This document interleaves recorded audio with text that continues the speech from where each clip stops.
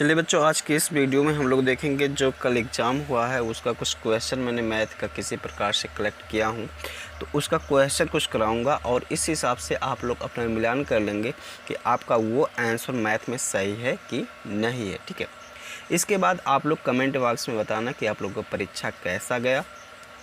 ठीक, और आप लोगों को कितनी उम्मीद है कि कितने नंबर आपके आ जाएंगे। ठीक है, देखिए मैंने एक वीडियो प्लानिंग पे बनाया था जिसमें बनाया था मैंने कि आपको क्या क्या चैप्टर पढ़ने हैं। ठीक है, पढ़ने का मतलब ये होता है बच्चों, देखो आज के डेट में क्या करते हैं ना सभी पढ़ाई, वो सोचते कुछ ऐसा शॉर्टकट मिल जाए कि हम क्या करें कि तुरंत उसको टिक लगा दे और हमारा टिक सही हो जाए और हमें अच्छे नंबर मिल जाए, हमारा सिलेक्शन हो जाए, अच्छे स्कूल में एडमिशन हो जाए। लेकिन ऐसा नहीं होता है। आपको देखो, अगर सीरियस हो पढ़ाई के मामले में तो आपको शुरू से ही एक एक टॉपिक को पढ़ना होगा और ध्यान से हर एक टाइप के क्वेश्चन लगाने होंगे, तब कहीं जाके आप एग्ज़ाम में अच्छे नंबर ले पाओगे। लेकिन नहीं, आज के समय में थोड़ी सी पढ़ाई की स्थिति बदल गई है। लोग सोचता है कि कौन, चाहे यूट्यूब हो चाहे ऑफलाइन ट्यूशन में, लोग सोचते हैं कौन सा सर है ऐसे जो शॉर्टकट बता रहे हैं। बच्चों एक चीज़ बताओ, शॉर्टकट, ठीक है, शॉर्टकट वो तरीका है जैसे कि आप अब छत पे पहुंचना चाह रहे हो। ठीक है, एक लिफ्ट की व्यवस्था है और एक सीढ़ी की व्यवस्था है। आप लिफ्ट पे जाओगे तो उम्मीद है कभी कभी पहुंच भी जाओगे और कभी कभी नहीं पहुंचोगे। लेकिन सीढ़ी एक ऐसा रास्ता है कि आपको वो कभी धोखा नहीं देगी, आप हमेशा वहाँ पर पहुँचोगे। लिफ्ट में कभी लाइट कटने की वजह से, कभी कुछ होने की वजह से आप बीच में ही फंसे रह सकते हो। लेकिन यहाँ पर मेहनत कर, मेरे समझाने का क्या मतलब है कि आप लोग मेहनत करना शुरू कर दें, सीरियस होकर पढ़ाई करें। जैसे मैं यहाँ पर मतलब क्वेश्चन पूरा अभी देखो ये इतना मेहनत करके लिखा हूँ। ठीक है, अब फिर इसको मैं पूरा सॉल्व करवाऊँगा, तो आप लोग पूरा वीडियो देखें। और मैंने क्या कहा था कि नोट्स बना बना के क्वेश्चन को समझें और उसको पढ़ें। ठीक है, लेकिन कुछ लोग ऐसा भी होंगे कि नोट्स बनाए होंगे, कुछ लोग बस ऐसे ही वीडियो देख के ही काम चलाए होंगे। तो वीडियो देख के काम नहीं चलेगा, जो असली बात है मैं वो बता रहा हूँ। मैं ये नहीं कह रहा हूँ कि आपको डिमोटिवेट नहीं कर रहा हूँ। ठीक है, हाँ कुछ बच्चों ने अच्छा किया होगा, जिस हिसाब से हमने प्लानिंग बताया होगा कि ये चैप्टर पढ़ना है, उस हिसाब से उन्होंने अपना पढ़ा होगा, चाहे जिसके भी चैनल से पढ़ा होगा या मेरे ही वीडियो बनाने के माध्यम से कुछ ना कुछ सीखा होगा। मैंने जो भी वीडियो बनाया है उसको डिटेल से बनाया है। तो उम्मीद करूँगा कि आप लोग अच्छे पेपर करके आए होंगे, बताना और इससे भी मैथ से मिला लेना। और एक चीज़ और, अगर आप लोग के पास पेपर है तो आप लोग फ़ोटो खींच करके हमारे व्हाट्सएप नंबर पर, मैं अभी यहाँ पर नंबर दे रहा हूँ, इस पे नंबर पे आप लोग भेज देना ताकि मैं और भी अच्छे तरीके से यहाँ पर वीडियो प्रेजेंट कर सकूँ, बता सकूँ आप लोगों को। ठीक है, और ताकि ये वीडियो आपके जो पीएमएसएसबी का एग्ज़ाम होगा या आपके भाई बहन अगर मान लो अगले साल परीक्षा देंगे, ठीक है, तो उनके लिए भी ये मददगार होगा। तो चलिए मैं यहाँ पर वीडियो को शुरू करता हूँ, क्योंकि लेक्चर बहुत ज़्यादा हो गए, मैं इतना लेक्चर करता नहीं हूँ, लेकिन यहाँ पर चलो मैं शुरू करता हूँ। बच्चों आपको कुछ यहाँ पर आवाज़ें डिस्टर्बेंस कर रही होंगी, तो मैं इसके लिए व्यवस्था बना रहा हूँ कि आवाज़ डिस्टर्ब ना करें आप लोग को। ठीक है, क्योंकि कुछ परेशानी है जिसको हम यहाँ पर नहीं बता सकते हैं, तो लेकिन मैं इसकी भी व्यवस्था कर रहा हूँ। तो चलिए यहाँ पर मैं बताता हूँ। ठीक है, चलो देखो लिखा है, एक 4 मीटर 50 सेंटीमीटर ऊँचे पेड़ की छाया 2 मीटर 80 सेंटीमीटर लंबी है। समान स्थितियों में 13 मीटर 50 सेंटीमीटर ऊंचे पेड़ की छाया की लंबाई क्या होगी। तो देखो यहाँ पर बच्चों ऊंचाई दिया हुआ, क्या दिया हुआ, ऊंचाई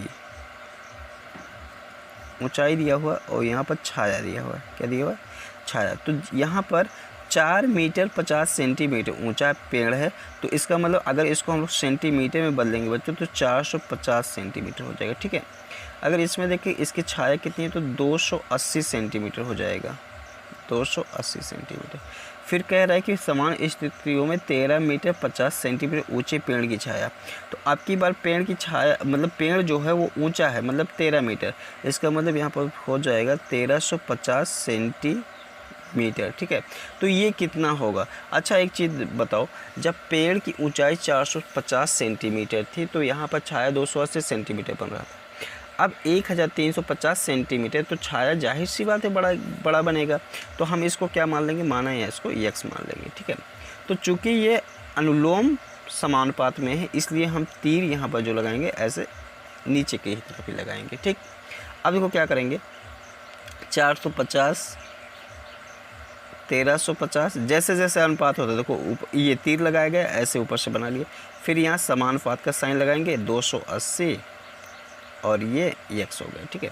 अब बच्चों ये इसका गुणा और इसका गुणा ये होता है सेम, तो यहाँ पर हो जाएगा 1350 गुणे 280 और बराबर जो हो जाएगा वो हो जाएगा बच्चों 450 गुणे x हो जाएगा, ठीक। अब मैं यहाँ पर बता दे रहा हूँ, तो यहाँ देखो 1350 और गुणे 280 और बटे कितना हो जाएगा बच्चों 450 और बराबर इधर हो जाएगा x, ठीक है। ध्यान देंगे इस जीरो से इस जीरो को काट दिया गया, ठीक है। अब यहाँ पर देखो मैं क्या करता हूँ, इसको काटता हूँ 9 से, तो 9 से देखो काटेंगे तो 9 एके 9 और 9 पच्चे 45, ये जीरो हो गया और 9 पच्चे 45 से हो गया बच्चों यहाँ, ठीक है। 5 से इसको काटेंगे तो 5 तिया 15, तो 30 आ गया। तो 30 और गुणे 28 बराबर x। आगे देखते हैं, देखो लिखा है रामलाल एक समलंब चतुर्भुज के आकार का खेत खरीदना चाहता है। तो आप लोगों को पता है कि समलंब मतलब इस प्रकार का कुछ होगा, ठीक है, खेत इस टाइप का, ठीक। इस खेत की समांतर भुजा दूसरी समांतर भुजा की दुगनी है। कि मान लो इस खेत की एक भुजा x है तो दूसरी भुजा कितनी है 2x है। यदि इस खेत का क्षेत्रफल 54,000 मीटर स्क्वायर है और दो समांतर भुजाओं के बीच की लंबवत दूरी और इसके बीच की लंबवत दूरी दी हुई कितनी 60 मीटर, ठीक है। तो समांतर भुजाओं की लंबाई क्या है? तो यहाँ पर हमको क्षेत्रफल दिया हुआ है, और तो यहाँ पर देखो समलंब चतुर्भुज का क्षेत्रफल, समलंब चतुर्भुज का क्षेत्रफल होता है बच्चों, बराबर हो जाएगा बच्चों 1/2 भुजाओं का योगफल, समांतर भुजाओं का योगफल होना चाहिए। यहाँ पर भुजाओं का योगफल मैं ले रहा हूँ, समांतर भुजाओं का योगफल, और गुणे क्या हो जाएगा बच्चों ऊंचाई, ठीक है, ऊंचाई। तो यहाँ पर देखेंगे इसको दिया हुआ है, क्षेत्रफल दिया हुआ 54,000 1/2 और भुजाओं को जोड़ेंगे x और 2x होके कितना हो जाएगा 3x और गुणे 60 हो जाएगा। तो ये देखो इससे कट गया बच्चों, 2 3 6 हो जाएगा, इसका मतलब 30। अब इसको 75 कर लेंगे यहाँ पर, तो 54,000 ऐसे रहेगा और बटे इधर देखो आगे बटे में 3 आ जाएगा और कितना आ जाएगा यहाँ पर, मैं इसको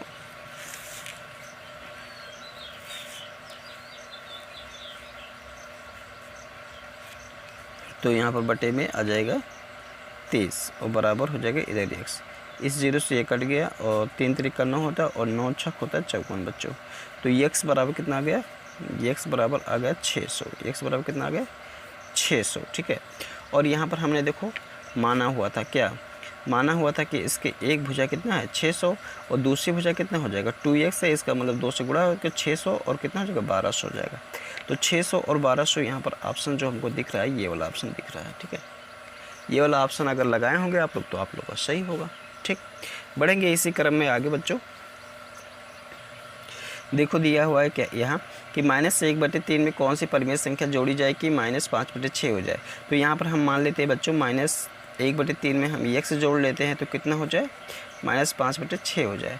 अब देखो इधर -1/3 माइनस में है, इधर जाएगा तो क्या हो जाएगा प्लस में हो जाएगा 75 के, तो -5/6 और प्लस हो जाएगा 1/3 और इसका एलसीएम जब लोगे आप लोग बच्चों यहाँ पर 3 और 6 का एलसीएम कितना हो जाएगा 6 ही हो जाएगा और यहाँ पर -5 गुणे 1 हो जाएगा और प्लस 2 हो जाएगा, ठीक है।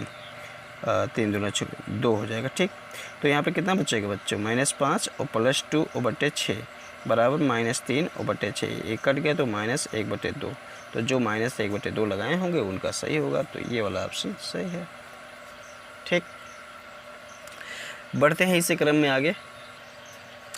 देखो यहाँ पर लिखा है एक भवन में 15 बेलनाकार खंभे हैं, प्रत्येक खंभे की त्रिज्या 42 सेंटीमीटर और ऊंचाई 5 मीटर है।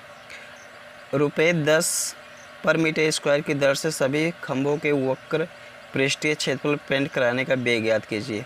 तो देखो बच्चों बताओ, यहाँ पर कुछ खंभा इस टाइप का है ऐसे, ठीक है, इस खंभा ऐसे है, ठीक है, बेलनाकार टाइप में 15 खंभे हैं, प्रत्येक खंभे की त्रिज्या दी हुई 42 सेंटीमीटर और ऊंचाई दिया हुआ 5 मीटर।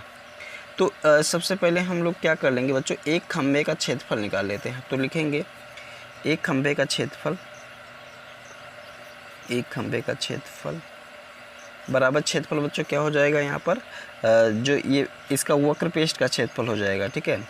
यहाँ पर लिखना चाहिए था एक खंभे का वक्र पृष्ठ का क्षेत्रफल या पृष्ठीय क्षेत्रफल,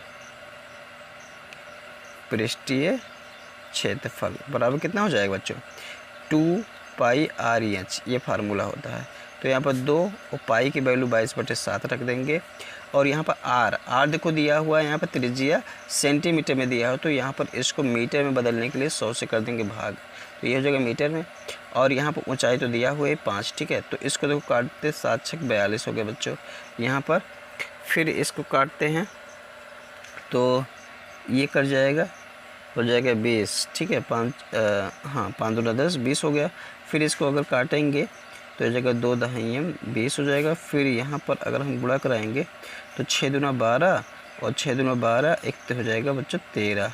तो 13.2 आ जाएगा एक खंभे का पृष्ठीय क्षेत्रफल, ये आ जाएगा बच्चों मीटर स्क्वायर में, ठीक है। एक खंभे का पृष्ठीय क्षेत्रफल 13.2 मीटर स्क्वायर आ गया। तो यहाँ पर 15 खंभे हैं, 15 खंभे का पृष्ठीय क्षेत्रफल, पृष्ठीय क्षेत्रफल कितना हो जाएगा बच्चों, इसी में कर देंगे 15 से गुणा, ठीक है। तो 15 से जब यहाँ पर गुणा करूँगा बच्चों तो यहाँ पर आ जाएगा 198 मीटर स्क्वायर, ठीक है, गुणा करने के बाद। अब देखो क्या 15 खंभों का आ गया, यहाँ पर क्षेत्रफल आ गया। तो चूँकि 1 मीटर स्क्वायर का जो यहाँ पर पेंट करना उसका खर्चा आ रहा है 10 रुपया, तो इतने में हम लोग कर देंगे 10 से गुणा, ठीक है, इतने में। तो यहाँ पर हम लिखेंगे, मैं चलो एक लाइन बढ़ा ही देता हूँ, लिखूँगा 1 मीटर स्क्वायर पृष्ठीय क्षेत्रफल, पृष्ठीय क्षेत्रफल में पेंट करने का व्यय कितना है बच्चों, 10 रुपये है। इसलिए यहाँ पर 198 मीटर स्क्वायर का पृष्ठीय क्षेत्रफल में पेंट करने का व्यय हो जाएगा बच्चों 198 और गुणे 10, तो कितना हो जाएगा बच्चों 1980 हो जाएगा, इतना रुपया। तो जो बच्चों का ये वाला ऑप्शन सही होगा 1980, उन लोगों का जो है यहाँ पर सही होगा, ठीक है, 1980। तो ये वाला दिख रहा है, तो ये वाला आप लोगों को सही होगा, ठीक है। बढ़ेंगे इसी क्रम में आगे। तो देखो लिखा है यहाँ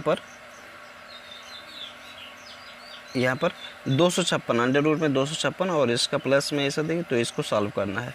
तो देखो कैसे सॉल्व करेंगे। ये 256 का बच्चों आपको लोग का जो वर्गमूल होता है, हमने कहा था वर्गमूल कम से कम आप लोग 20 तक 23 तक याद रखिएगा, ठीक है। तो अगर याद रखे होंगे तो यहाँ पर आपको फ़ायदा मिला होगा।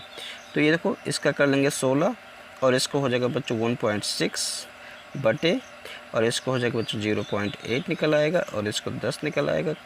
तो इसको फिर और सॉल्व करते हैं। तो 16 को ऐसे ले रहने देते प्लस 1/6, अच्छा 0.8 और 10 का गुणा हो जाए तो 8 ही हो जाएगा बच्चों यहाँ पर, ठीक है। तो इसको देखें, अब इसको 16/8 इसको हम लोग अलग अलग बटे में लिख सकते हैं। तो 1.6/8, ठीक है। तो 8 दूना 16 हो गया और प्लस यहाँ पर जो बच्चों हो जाएगा इसको जब काटेंगे तो 0.2 हो जाएगा, और जब इसको जोड़ेंगे तो ये हो जाएगा 2.2 हो जाएगा, 2.2 हो जाएगा। तो ये ऑप्शन जिन बच्चों का सही होगा वो सही होगा, ठीक। अगले क्रम में बढ़ते हैं। यहाँ पर 23 नंबर है, आप लोग मिला लीजिएगा, ठीक है, क्योंकि ये बड़ी मुश्किल से मुझे मिल पाया है। तो आप लोग के पास पेपर होगा तो प्लीज़ आप लोग इस व्हाट्सएप नंबर पे भेज दीजिएगा, मैं अभी बता दूँगा, ठीक है। तो देखो, वर्ग अंतराल में ऊपरी वर्ग सीमा और निम्न वर्ग सीमा का अंतर क्या कहलाता है, ठीक है। तो ये वाला ऑप्शन सही हो जाएगा, वर्ग अंतराल का माप। देखो, बेहद ही आसान क्वेश्चन बच्चों। आकृति देखकर बिंदु 3,2 के लिए उपयुक्त घोतक अक्षर चुनिए। तो बच्चों 3,2 जानते हो कहाँ पर आएगा, ये देखो 3 यहाँ पर x अक्ष पे और y पे 2, ठीक है। तो इसको यहाँ पर मिलाएंगे तो ये वाला मिल रहा है, तो b को यहाँ पर दर्शा रहा है, तो ये वाला ऑप्शन सही हो जाएगा, ठीक है। बढ़ेंगे इसी क्रम में आगे। देखो, कह रहा है 2x पावर 2, मतलब पावर के ऊपर पावर है, गुणे 32 बराबर 128, तो x का मान क्या होगा। तो इस तरीके से हमने कई क्वेश्चन करवाए थे यहाँ पर, हमने शुरुआती में जो वीडियो बनाया था बच्चों। देखो, अब की बार मैं वीडियो भी ज़्यादा नहीं बना पाया, ठीक है, कुछ इसी सब की कारण की वजह से। तो जो भी मैंने बनवाया यहाँ पर शुरुआती में मैंने बनाया था, अगर मैथ की वीडियो आप देखे होंगे तो आपको यहाँ पर फ़ायदा मिला होगा। तो 2x यहाँ पावर के ऊपर पावर है, तो यहाँ पर पावर का क्या हो जाएगा बच्चों, गुणा हो जाएगा, अर्थात जब यहाँ पर गुणा हो तो ये हो जाएगा 2x। और गुणे है बच्चों यहाँ पर, तो 2 के घात में 5 लिख सकता हूँ, और बराबर यहाँ पर बच्चों 128 को जो है मैं लिख सकता हूँ। चलो एक बार विस्तार ही कर लेता हूँ। 2 दूना 4, 4 दूना 8, 8 दूना 16, 16 दूना 32, 32 दूना 64 और 64 दूना 128। 2 दूना 4, 4 दूना 8, 8 दूना 16, 16 दूना 32, 32 दूना 64, 32 1 2 3 4 5 6 7। तो यहाँ पर हो जाएगा 2 के घात पे 7 हो जाएगा बच्चों। और यहाँ पर जो होगा आधार बराबर है, आधार बराबर घाते जुड़ जाएगा, तो 2x + 5 हो जाएगा, ठीक है। यहाँ पर अब देखो, बराबर है दोनों तरफ और आधार बराबर है, तो क्या हो जाएगा, यहाँ पर घाते भी बराबर हो जाएंगे, अर्थात 2x + 5 बराबर क्या हो जाता है, 7 हो जाएगा, ठीक है। अब देखो यहाँ पर इसके आगे मैं बता दे रहा हूँ, 5 को इधर भेजेंगे तो 2x बराबर कितना हो जाएगा, 7 - 5 और बराबर हो जाएगा 2x, ठीक है। तो x बराबर कितना हो जाएगा, 1 हो जाएगा 75 के लिए। तो 1 जिन बच्चों का आया होगा वो वाला सही होगा, ठीक है।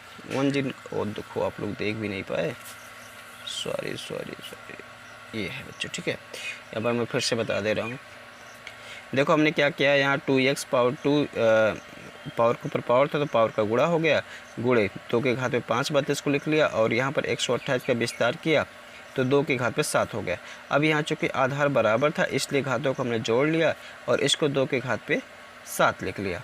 अब देखो, जब यहाँ पर आधार बराबर था दोनों साइड, तो इसने क्या किया, हमने घात को बराबर कर लिया, तो 2x + 5 बराबर 7। 5 को इधर 75 करें तो 7 में 5 हो गया, 2 बचा, और इधर भेजेंगे तो बटे में हो जाएगा 2 और कट के 1 आ जाएगा, ठीक है। तो ये वाला ऑप्शन जिन बच्चों का आया होगा वो सही होगा, ठीक। देखते हैं 15वां क्वेश्चन। लिखा, एक कार को 6 लाख में ख़रीदा गया, यदि उसके मूल्य में प्रतिवर्ष 10% वार्षिक दर से कमी हो तो कार का 2 वर्षों बाद मूल्य होगा। तो देखो, यहाँ पर मैं डायरेक्ट फार्मूला लगा रहा हूँ बच्चों। यहाँ पर हो जाएगा 6 लाख, जब घटता है तो बच्चों ये वाला फार्मूला लगेगा 1 - ठीक है, करके लगता है 1 - और यहाँ पर होता है रेट, तो 10 हो जाएगा, और बट्टे यहाँ पर हो जाएगा 100 और घात में हो जाएगा 2। तो 6 लाख ऐसे रखते हैं, और देखो यहाँ पर ये यहाँ पर बटे में 1 लिख सकता हूँ, तो 100 × 100 हो जाएगा, और यहाँ 10 घटेगा, 100 में से 10 घटेगा तो बचेगा 90 बटे 100 का स्क्वायर हो जाएगा बच्चों, ठीक है। तो 60 यहाँ पर 6 लाख हो जाएगा, और गुणे यहाँ देखो घात पे 2 है तो घात इस पे भी आएगा, इस पे भी आएगा, तो 90 × 90 और बटे कितना हो जाएगा 100 और गुणे 100 हो जाएगा, ठीक है। तो ये 0 ये 0 ये 4 0 कटना है, इसका मतलब ये 4 0 कट गया, ठीक है। फिर यहाँ पर आगे कर लेता हूँ, तो 9 9 60 हो जाएगा बच्चों, और 9 9 81 और यहाँ पर 3 0 होते, 3 0 ऐसे लिख लेता हूँ, 1 छक्का 6 और 8 छक 48, 8 छक 48, तो 4,86,000, 4,86,000। कौन सा ऑप्शन सही है बच्चों, ये तीसरा वाला ऑप्शन सही है। 4,86,000 जिन बच्चों का आ रहा होगा उनका ऑप्शन सही होगा, ठीक। बढ़ेंगे इसी क्रम में आगे।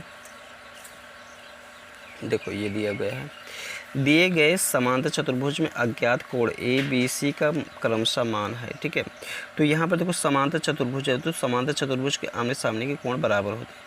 तो ये 60 है, तो ये भी कितना होगा, 60 होगा। और जब ये 60 होगा तो ये वाला कोण मिला के कितना होता है, 180 अंश होता है। तो ये 60 है तो कितना होगा, ये 120 होगा। और जब ये 120 होगा तो ये संगत होने की वजह से क्या होगा, ये भी 120 होगा। ठीक है, अब ये 120 है, ये वाला कोण और ये वाला कोण बराबर, तो ये भी 120 होगा। ठीक है, तो ए बी सी सभी लोग कितना आ गए, 120 आ गए, तो ये वाला ऑप्शन सही होगा। ठीक है, जिन बच्चों ने ये लगाया होगा उनका सही होगा। बढ़ेंगे इसी में आगे। बच्चों थोड़ा सा यहाँ पर अब मतलब दमदार क्वेश्चन आए हुए हैं आपकी बार। ठीक है, हल्का क्वेश्चन नहीं था। अनिल की माँ की वर्तमान आयु, अनिल की वर्तमान आयु को 4 गुना। तो हम मान लेते हैं अनिल का जो वर्तमान आयु है, माना अनिल का वर्तमान आयु, इस वाले क्वेश्चन में बच्चों ऐसे ही लगाना पड़ता है, वर्तमान आयु x मान लेते हैं। तो अनिल की माँ की वर्तमान आयु कितनी हो जाएगी, अनिल की माँ की वर्तमान आयु बच्चों कितना हो जाएगा, यहाँ तो लिखा है अनिल की माँ की वर्तमान आयु, अनिल की वर्तमान की आयु के 4 गुना है, तो 4x हो जाएगा। 3 वर्ष बाद उन दोनों की आयु का योग, तो 3 वर्ष बाद कितना हो जाएगा, 3 वर्ष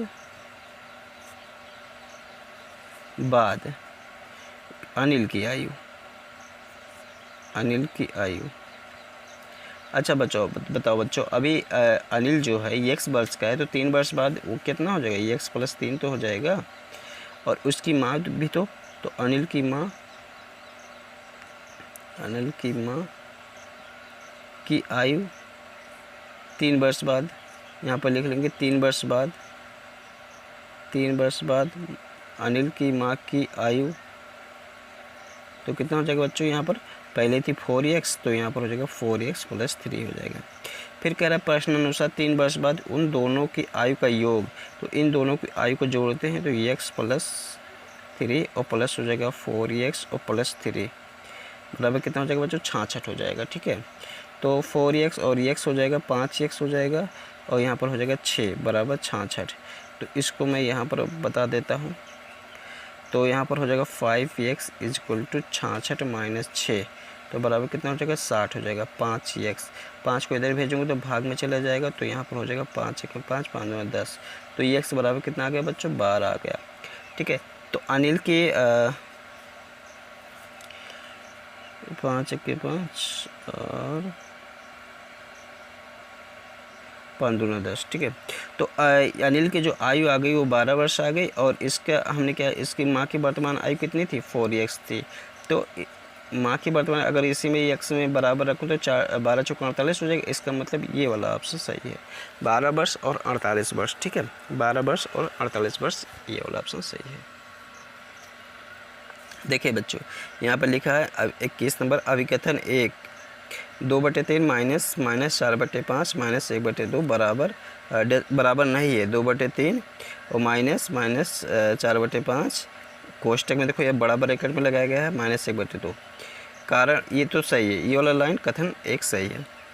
कारण व्याकरण में साहचर्य नहीं है, तो व्याकरण में साहचर्य नहीं, तो साहचर्य नियम आप लोग को बताया गया था कि जोड़ में साहचर्य नियम काम करता है, लेकिन यहाँ पर घटाने में किया, तो ये घटाने में नहीं, तो यहाँ पर ये वाला ऑप्शन सही हो जाएगा। ए और आर दोनों सत्य है, और आर ए की सही व्याख्या है। ठीक, तो जो बच्चे ये लगाए होंगे उसमें सही होगा। इसमें देखिए नीचे 2 कथन दिए गए, 125 से एक पूर्ण घनस्थ। ठीक है, 1728 के घनमूल में इकाई का अंक 2 है, तो ये भी सही है। तो इसका मतलब यहाँ पर बच्चों, यहाँ पर जो सही हो जाएगा, दोनों कथन 1 और 2 दोनों सत्य हैं। ठीक है, यहाँ पर दोनों सत्य हो जाएंगे। इसके बाद देखेंगे बच्चों ये वाला सवाल, तो यहाँ पर है, इसको देखो सिंपल सॉल्व कर लेना था यहाँ पर, तो इसको सॉल्व करके मैं बता देता हूँ।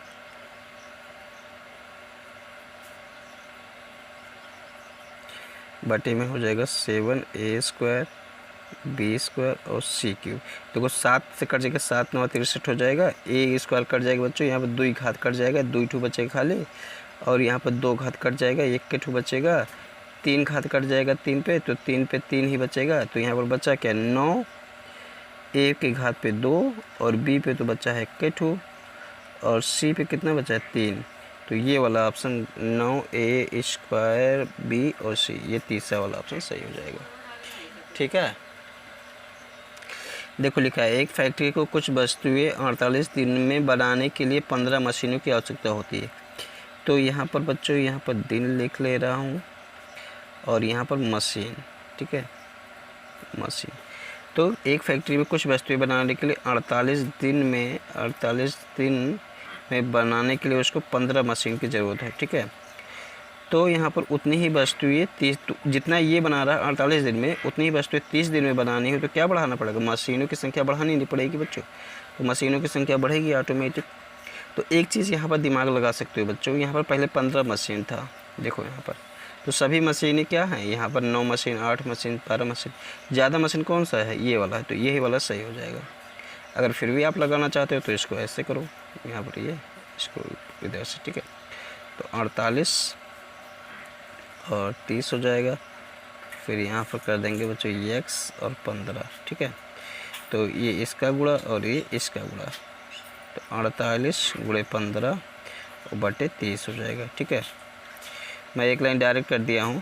तो 15 दूना 30, ये कट गया, तो 2 दूना 4, 2 चौका 8, तो x बराबर कितना आ गया 24, x बराबर कितना आ गया 24 आ गया। तो ये वाला ऑप्शन सही हो जाएगा। ठीक है, तो जो बच्चों ने ये लगाया होगा उनका ये ऑप्शन सही होगा। तो इस तरीके से हमने जितना भी आपको मैथ का क्वेश्चन मिल पाया था मैंने इसको सॉल्व कराया। आप लोग इसको भेजिएगा तो हम और भी सॉल्व करा देंगे।